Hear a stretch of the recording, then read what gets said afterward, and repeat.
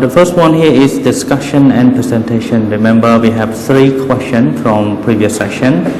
The number 1 is, which of these organizations would you like to work with? Okay, so people probably want to work in a family-owned company. Some people prefer in multinational company or a non-governmental organization or a public institution. So individual preference is definitely up to different peoples. Question number 2.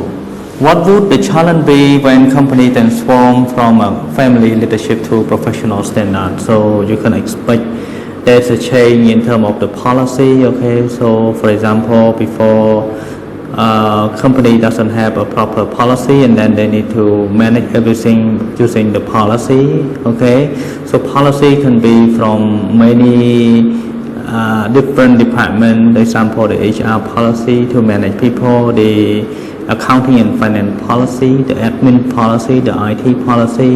Okay, yeah, all of those things are needed to transfer from family-owned business to a standard one. Okay, because now thing is not managed by people mouse. Okay, not by a group of people mouse, but it depending on document, a set of policy and procedures. Okay, how would you create, and number 3, how would you create an ownership culture within your company?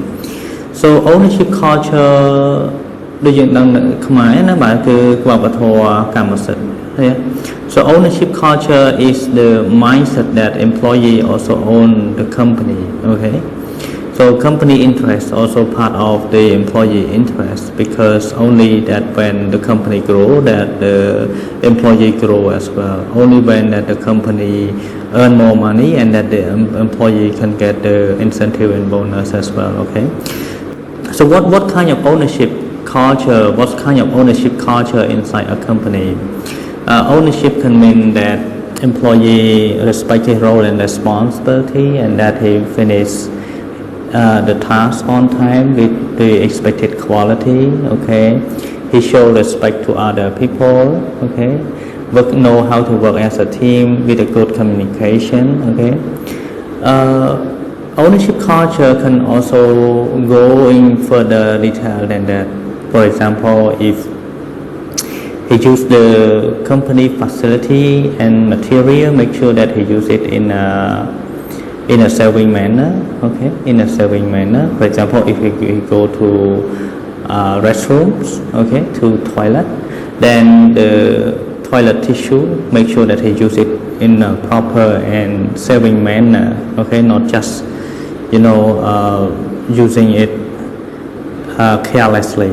Okay, we have an example. For example, when a receptionist she offered a bottle of water to every guest who came to visit his boss. Okay, and then through her observation, she told her boss that, "Hey boss, why don't we buy a smaller bottle?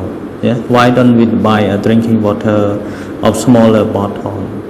Okay, so that we can save money, because I observed that most of the time the guests didn't finish all the water. So why don't we buy a smaller one?" Okay, so that concept is also part of the ownership culture. Okay, yeah. But how do we create that? How do we make sure that most, if not all, of staff have the ownership culture? So that comes through motivation. Yeah, it comes through motivation.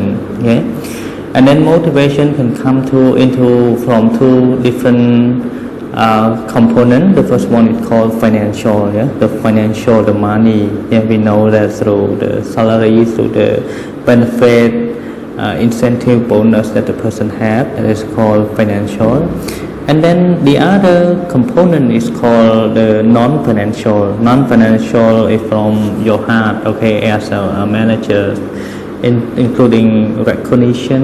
Okay, offer a good working environment and condition.